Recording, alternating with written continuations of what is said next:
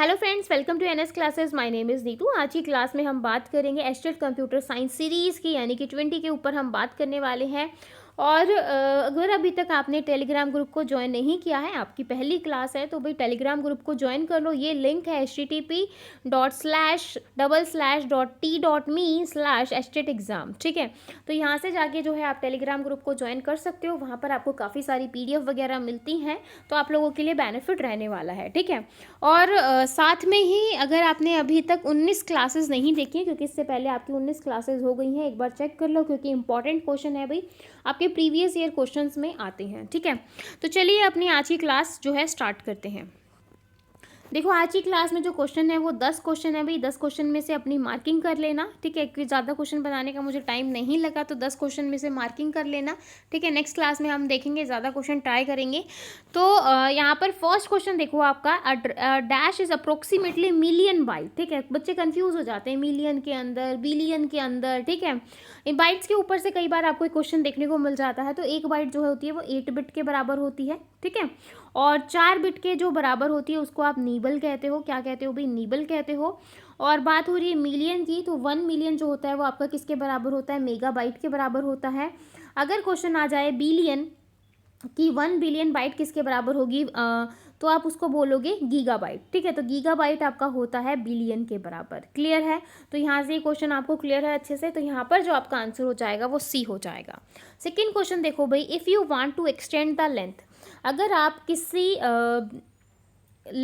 की लेंथ जो है वो एक्सटेंड करना चाहते हो किसी वायर की नेटवर्क के अंदर, वायर की नहीं, आप जो सिग्नल है, जैसे सिग्नल की जो कैपेसिटी है उसको आप इंक्रीज करना चाहते हो, उसकी लेंथ को, without having the signal degrade, बिना सिग्नल को डिग्रेड किए हुए, तो आप क्या यूज़ करोगे?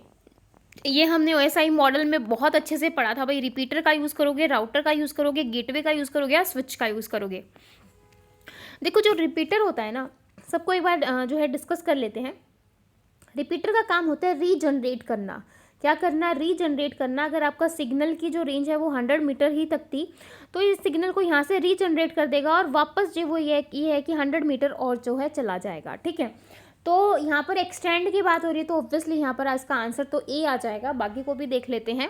राउटर आपका क्या होता है? अगर क्वेश्चन आ जाए कि दो डिसिमिलर नेटवर्क को कनेक्ट करने के लिए आप किसका यूज़ करोगे, तो राउटर का यूज़ करोगे।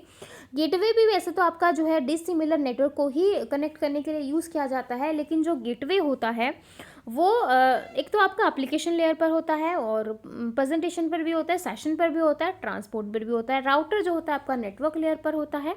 गेटवे क्या होता है? एक तरीके का एग्जिट और एंट्री पॉइंट होता है। अगर आप किसी नेटवर्क में एंटर करना चाहते हैं तो वहाँ पर आप गेटवे का यूज़ करते हो, ठीक है। और स्विच का आप यूज़ करवाते हो अगर आप सिमिलर नेटवर्क को कनेक्ट करवाते हो। अगर आपस में आप सिमिलर नेटवर्क को कनेक्ट करवाते हो तो आप यूज़ करोगे किसका भाई?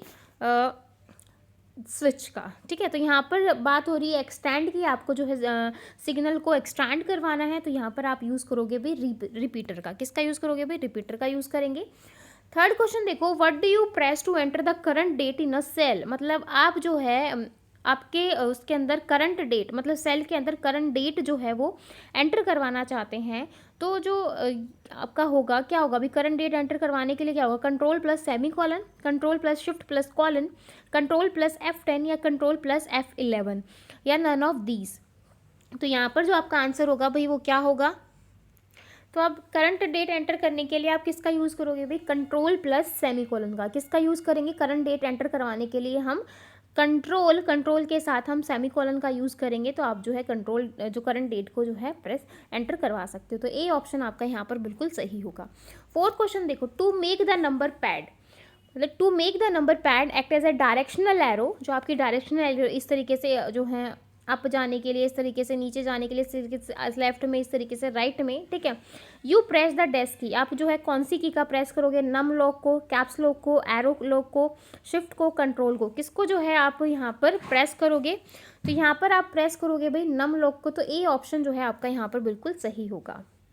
फिफ्थ क्वेश्चन देखो, press dash to move the insertion point to the address box और to highlight the URL in the address box, ठीक है।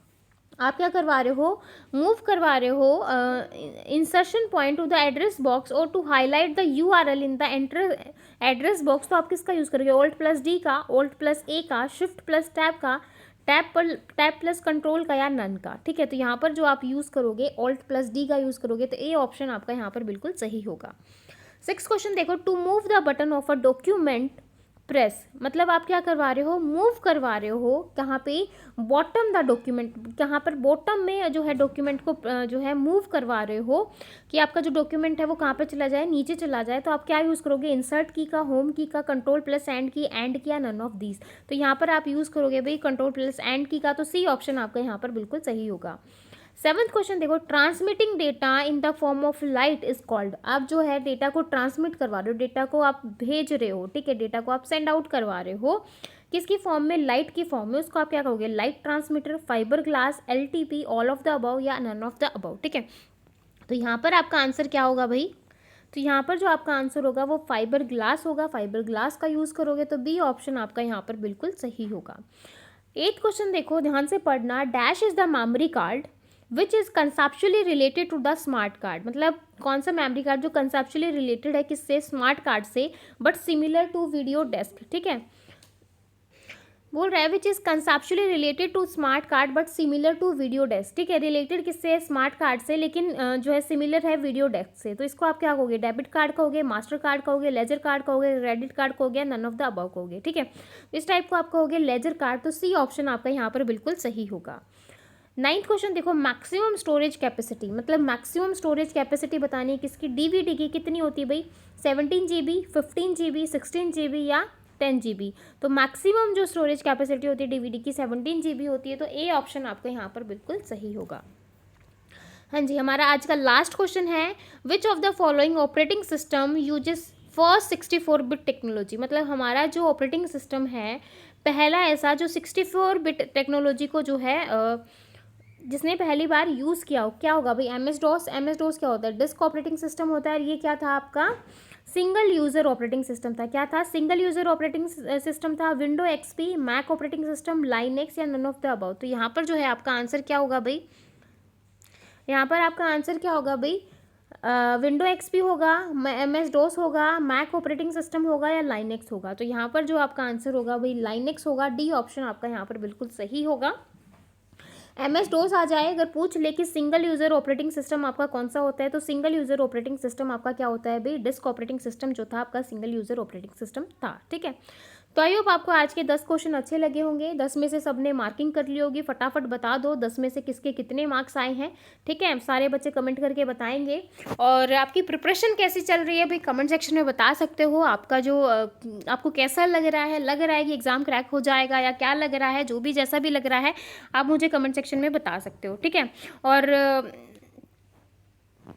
अगर आपको हमेशा की तरह क्लास अच्छी लगती है तो प्लीज़ चैनल को लाइक, शेयर और सब्सक्राइब करना बिल्कुल मत भूलिएगा, और अपने फ्रेंड्स के साथ आप शेयर कर सकते हो, और अच्छे कमेंट करके मेरा मोटिवेशन लेवल हाई कर सकते हो। तो फिर मिलेंगे ऐसी नई वीडियो के साथ, तब तक के लिए बाय एंड थैंक यू।